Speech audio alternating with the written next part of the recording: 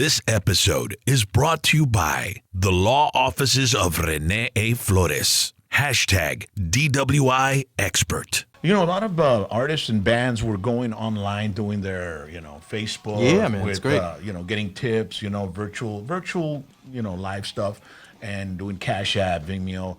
Did Sons of Texas do anything like that, bro? No, we didn't, man. And it had to do a lot with, at the time, there was a checkpoint from Cameron County to Hidalgo County. So if you were trying to come this way, they'd stop you and say, hey, what's your business? What are you doing? You're supposed to be home or whatever. And of course, this is something I heard. I can't verify it. I don't know how true it is, but it seems to be accurate because a lot of people over there were, agreeing with it.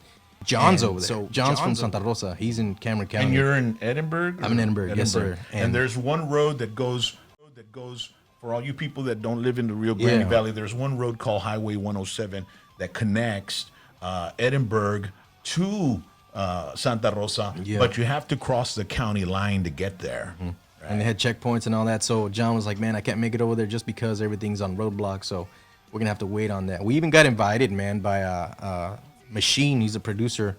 And he was in Austin for a minute. He's still up there. And he said, hey, man, come up. We'll, do the live thing here. We got the cameras. We got everything set up. Mm-hmm. And this dude did Lamb of God's album, the one that had Redneck on it, Sacrament. And he was like, yeah, come up, man. We got everything set up and this and that. And we're like, I mean, it's great. We're down to do it. But the thing is, this whole thing, we don't know how to take it. So we're kind of playing it by ear. Yeah. So we postponed it. And we even postponed the EP recording, which we're going to do actually this coming week. So because everything seems to be in a all right place right now, we're going to make the trip up to San Antonio and Chris record with Chris Mora. Mm-hmm. He's great, man. He's in his 20s, man. And the dude's like, he's ahead of his time. He's tearing it up, man. Yeah. Well, that's awesome, man. And you didn't do anything personally on a personal level? Like, some guitars were just going on live. And no, man, I'm not that cool. I go up there and they're like, you know what, I'll pay you to shut up. How about that?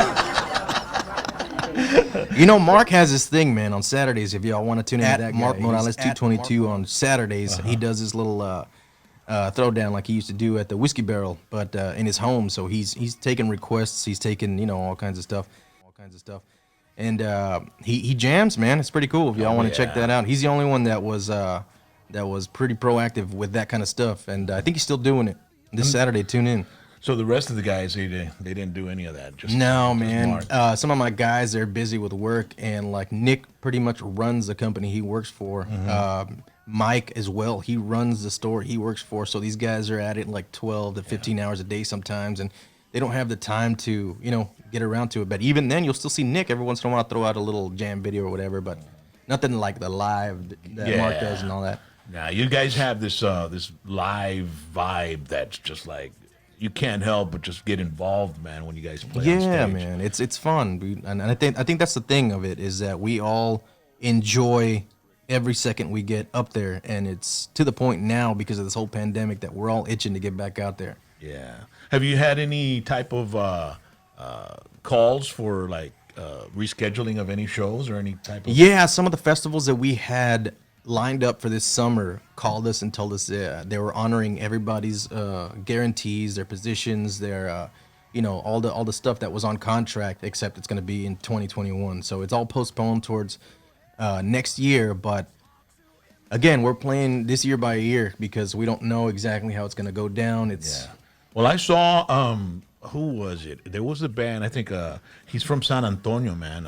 Raul Garza, and he was with Un Loco. Oh yeah, Raul, yeah. And he just posted today on social media that they had scheduled a gig at Come and Take It Live in Austin for August. So apparently, I think they're starting to schedule shows.